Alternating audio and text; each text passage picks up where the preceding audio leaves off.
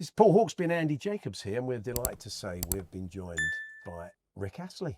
Hey, Rick, how are you? I'm very well, thank you. Very good, thank you. Yeah. We're going to come on to the football later because you are a Manchester United fan. I am. It's been a tough 10 years or so, yeah, but I am still a Man United You had all fan. the glory, you've got to take the rap. You do indeed. But you're touring next year, aren't you? We are. April the 10th we start in Glasgow. And that's always a good place to start, to be honest. Good crowd. So, they used to say for comedians, it was tough going unless you were from Glasgow, but you don't find that music. I think with music, it's a great city anyway. Our daughter married a chap from Glasgow. Oh, okay. So I've sort of got a bit closer with it over this last couple of years and stuff. And but it's a great city anyway, I think. And music-wise, there's been some great bands from there. They've just got a good heritage of music, I think. So yeah, it's always a good place to start. So yeah, I mean, tell us a bit about the tour. I mean, Gabrielle's, you're going. Yeah. We've toured together before in 2018. She just got some great tunes, and I'll be honest about it. When you're doing some of the bigger arenas, and we are this time, you know, going to end in the O2. It's like you need somebody great on tour with you who's got some bangers. Do you know? Yeah. Do you sing together at all? Because I know you like. We don't. Well, we haven't done. I don't know. Let's put that out there. No, we haven't done before. But no, I actually went to one of her gigs when she first started. A friend and I just heard a couple of the tunes and thought they were great, so we went to see her. And I just remember walking away from that gig thinking, one, she's got a really distinct voice. Like when she sings, you instantly know it's her, and that's so valuable, I think, in pop music. But the songs have just stood up over the years. They're just great songs, you know, proper songs. You know what I mean? So yeah, it's always good. We had Belinda Carlisle came with us last time, and like I said, it's always good to have somebody who's got some monster tunes. You've got a few. You've got a few. I'm very proud of my little whatever. And all that. It's great, but I'm just being realistic when you're playing some of the big arenas. Also, because it just takes a long time for people to get in, and they want a show, they want an evening out, you know. So. Your collaborations have been interesting along the way. Most recently with Blossom, to a big City fan, so there must have been a bit of they are about. A few of the guys are big time into City, and I've been to and City. Stockport as well, I think. Yeah. Actually, Charlie, the bass player, supports Liverpool. Oh right. So that's a bit of a weird one, but I've been to City with the guys. Actually, they played Fulham that day, and it was a draw. It was a bit of a. Because I think they were really proud to take me. Well, yeah. Put a bit But I think they were really proud to sort of take me, sort of thing. Like, you know, this is our team. City were winning everything. It was a couple of years back, and and then Fulham came up, and you know. Are you often surprised? I mean, obviously the Rickrolling thing made it global, but are you kind of often surprised by the amount of people? I mean, like the Foo Fighters thing that do know you and know you. It's a bit weird. I think that one particular song, "Never Gonna Give You Up," obviously has been an earworm, I guess, and it's found its way onto the internet in so many different ways because of the Rickrolling and then other things, that it's just one of them tunes, really. And I kind of have, I'm sure some artists would be freaked by that. I kind of go the other way. I'm kind of like Frank Evans, you know. But yeah, it is a bit weird when someone such as Dave Grohl walks to the side of the stage in the middle of a Foo Fighters gig in Tokyo for 80,000 people, and then 15 minutes later, one of his crew comes over and says, "David actually like you out the front. Here's a microphone." So it's like, I'd literally met him for 15 seconds, 15 minutes ago, and then you're out there singing with them. So. And did you do "Never Gonna Give You Up"? Yeah, big time we did. Their version of it.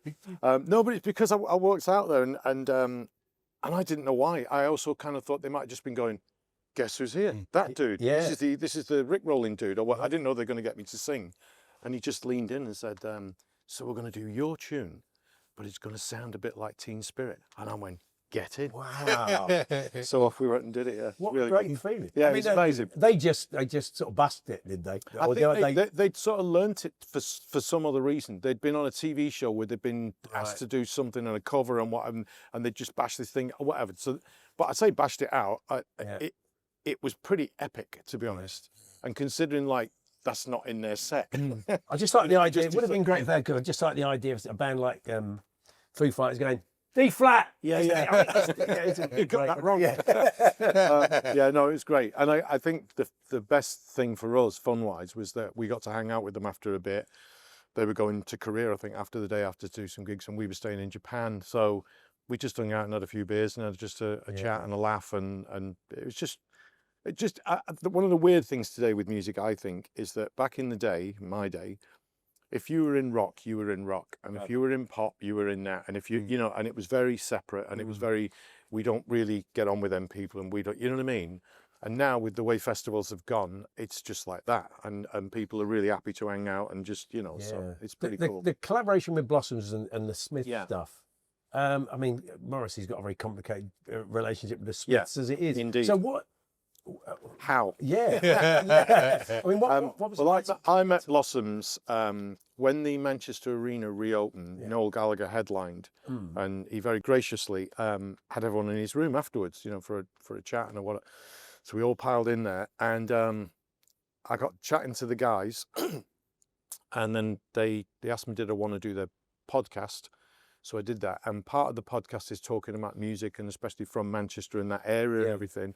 And I named about 3 Smith songs in my favourite songs as a kid growing up and everything. And we got into talking about that. And I kind of said, well, in another universe, I want to have a special night one day. And that can be in a pub, by the way. It doesn't have to be, you know, in a back garden or do whatever. Where I just sing Smith songs. Because I do it for myself on a walk in the morning. Or I built a shed in lockdown. And from scratch, by the way. That's pretty good going. Slate roof. Leaded finishes, tool station, hold the phone. You're going to get your own DIY show. Do you know what I mean? What a plug. And I love that. And one of the things I did during that was I listened again to albums that I loved as a kid, or even an artist, and went through the whole career.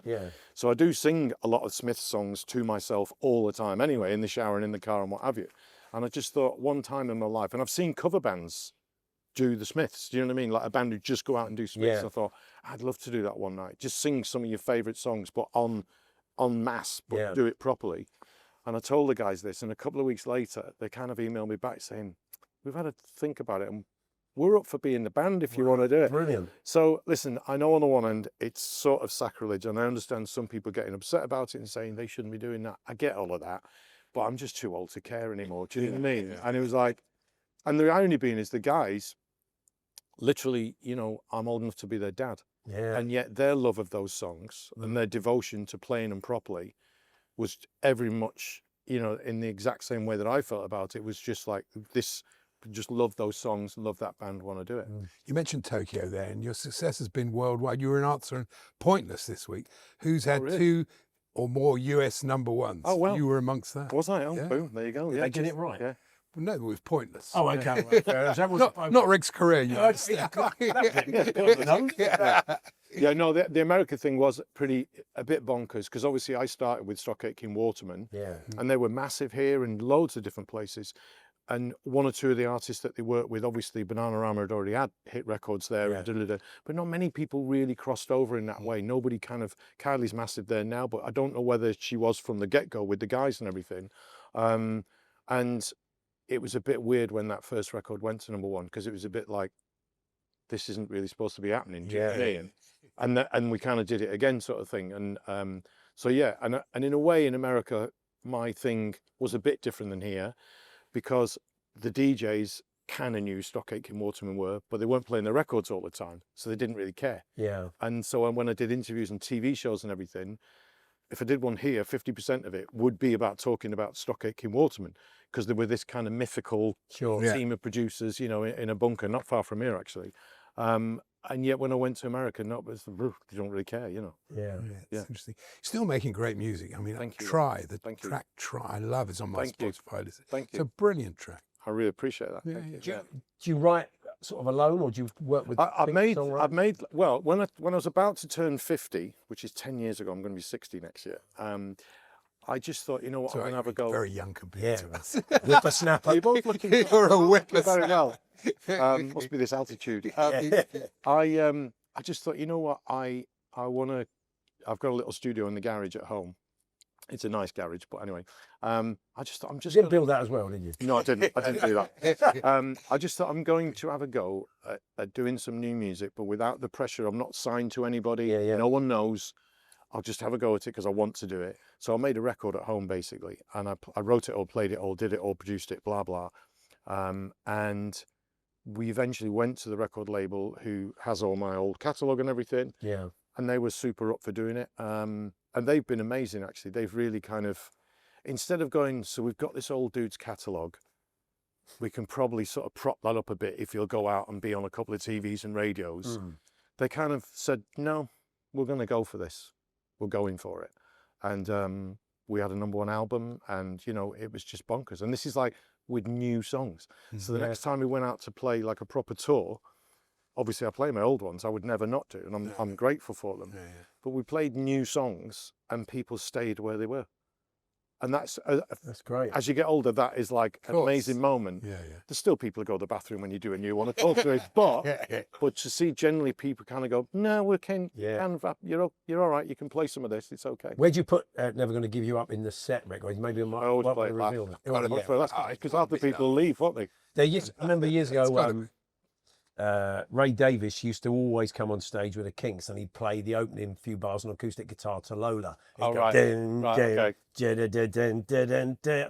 would go mad, but then they'd play something else. I just keep that going for a couple of hours. I've done a thing. I have done a thing occasionally where I think sometimes when if it's a rowdy crowd, let's say, or a certain venue where you kind of like, I think people might have had a few, you know. I'll sometimes do something similar where I'll say, right, anybody who's got to catch a bus, we'll do a bit. So we do a bit of Never Gonna Give You Up. Right, you can go now. And, you know, get the last train. Because if someone's, you know, had too many and just hanging on in there for that song, it's like, we've done it, you can go. Let's get on with the rest of the gig. But I normally do it last because it's obviously without doubt miles ahead, biggest song I've got. And it sort of seems a shame to play it too early. It's funny, I toured with a-ha in Australia just before lockdown. Literally the last gigs we did were in Australia and New Zealand. We flew to Japan, but we couldn't do the gigs, so we flew on. And they were doing the first album in its entirety, and obviously lots of their other hits, but they were playing that as an album. So when the show started, they went out and played that tune. And you're like, where do we go from here? That's one of the biggest songs on the internet, full stop. I mean, it's monstrous, that song. It's massive, the streaming for it. And it's an amazing tune and everything.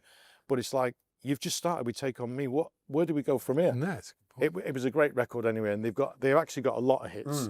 More than most, including me, would have sort of remembered, because I'm getting on and I can't remember my name. But it's like, so, oh yeah.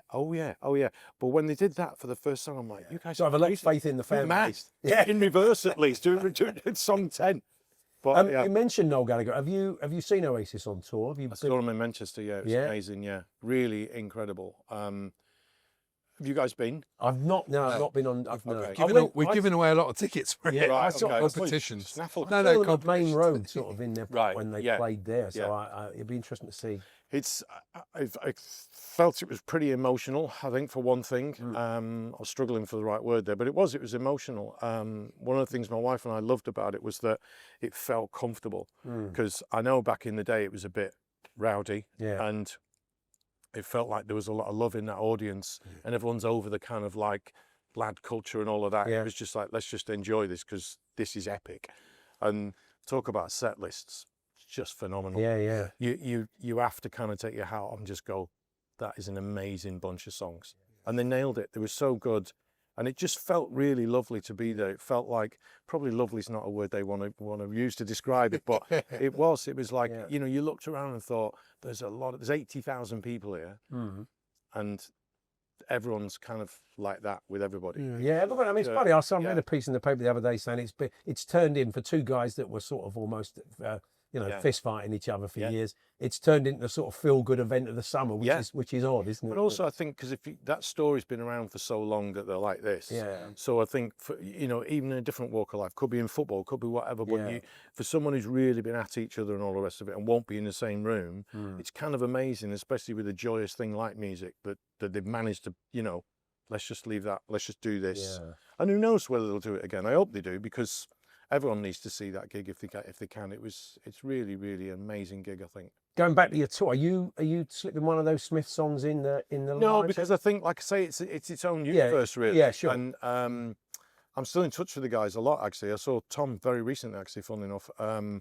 And yeah, I think we might even get in their rehearsal space in Stockport and do it for ourselves. Oh, nice one. Because, you know what I mean? We don't have to do it for anybody else. They're just amazing songs. And it was a bit of a roast, I think, for them to learn them, because they're very intricate at times, But I don't think I'd ever play one Not in my in your sector. show, It's no. too- Yeah. That's a level of Different world. Too far, Yeah, I get anyway, yeah. We Bit of should talk, United. yeah, we should talk a bit of Yeah. football, Rick. You are, I would say, you've been on the station a couple of times before. You're a Manchester United fan. I remember you on with Napoli, and Andy Townsend a few years back, and you were.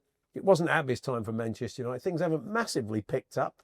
Have they really? How are you feeling at the moment? I don't know, to be honest. I really don't know. I mean, the game at Grimsby, was it Grimsby? Grimsby. Yeah. See, I've even blocked it out of my mind. Was almost to the point of something out of a bad movie. It was like parody, wasn't it? Yeah. It was like, imagine them losing to Grimsby. Oh, they've lost to Grimsby. Yeah, it was almost like you know, the game I had most kind of like feeling for that. Oh, okay, was the opening game against Arsenal. Yeah, they played well. Yeah, because Arsenal have been great this last few seasons, and I thought, well, if we can sort of just about hold them off, and we had a few opportunities as well, and it was a bit of a goalkeeping error. You know, I think that was just one of those things where just needed a bit more on it, and it could have ended 0-0. And I think if we would have started the season 0-0 against Arsenal, I think everyone would have gone, okay. I think most teams would like to go 0-0 against Arsenal this year. Do you know what I mean? The stats actually that came out this morning, you'll be encouraged by that. United have created more chances than anybody. It's really amazing. They just missed a load of chances. Yeah, and I think, obviously, that's, as a guy, I really like Højlund. It just didn't work for him. Yeah. It just did not work. And I'm convinced he's going to go and score goals this season. I'm absolutely convinced of it. He just wasn't going to be able to do it in there. And it's like, I always forget this guy's name, the really big, tall Dutch fellow who came for a season, came from Burnley. Van Vecht. Yeah. It's like, Or cart horse, as Andy used to call him. Everybody in the ground, even opposing fans in the ground were going, just score, mate, score. Because and then he went to the Euros or whatever it was, and he scored 2 goals for Holland. Yeah, in the world. And you're like, well, I think that shirt does weigh heavy. It's funny. It's true. Mbeumo's been talking about it today. It's been a tough. Really? It is. Yeah. It's tough, isn't it? It is. And also, you're not even moving into, as you say, like a heavy shirt in a team that's on firing on all cylinders. Yeah, sure. Everything's been a bit off for a long time. And I don't know how I feel about it. I'm still want to watch the games. I still feel like a United fan. I'm probably going to feel like that for the rest of my life, hopefully. But it's a derby, isn't it, this week? Yeah. Big game. Yeah. And that's good time to play City. It is a bit weird. It's weird to see, listen, 3 games in, I know, but it's weird to see where City are, because for the previous, let's say 10 or 12 years or whatever it's been, I don't know, for a long time, they've never been out of the top 5, even in the first few games. You know what I'm saying? It's like, well, they're going to be up there because they're not going to. So, but I think, again, I wouldn't take too much stock in where they are right now either. I still think it's ridiculously early to start calling anything. But Liverpool are on fire. You know, have to struggle to say that, but they are. Yeah. It's one of the things I love about the Premiership. It's quite unpredictable.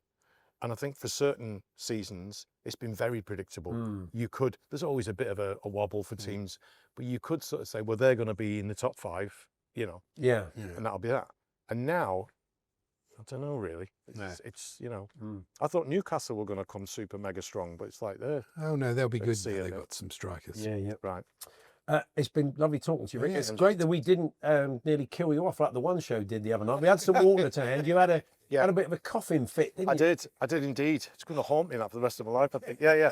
No, thankfully I had Ronan. It's going to be on those Channel 5 as a wingman. TV moments. It wasn't that bad. Well, honestly, it felt that bad. No, you covered it up really well. No, it's just that weird thing, isn't it? You're on live TV and you're about to have a coughing fit and whatever. Yeah, but thankfully Ronan's done a lot of TV. He knew the score. I think he knew what was going on without, you know. So it wasn't Heimlich. No one was trying to. No, he just poured a gallon of water down. Well, best of luck with the tour. Cheers, thank you. Tickets are now available. rickastley.co.uk. Kicks off in Glasgow on the 10th of April next year, and he'll be playing a big room near you. Newcastle, Belfast, Dublin, Liverpool, Manchester, Leeds, Bournemouth, Cardiff, Nottingham, Birmingham. Finish at the O2 on the 25th of April. Yeah, lovely to see you, Rick. Thanks very much. Brilliant, thank you. Thanks for having me. On AM, on DAB, via the talkSPORT app and on your smart speaker. talkSPORT.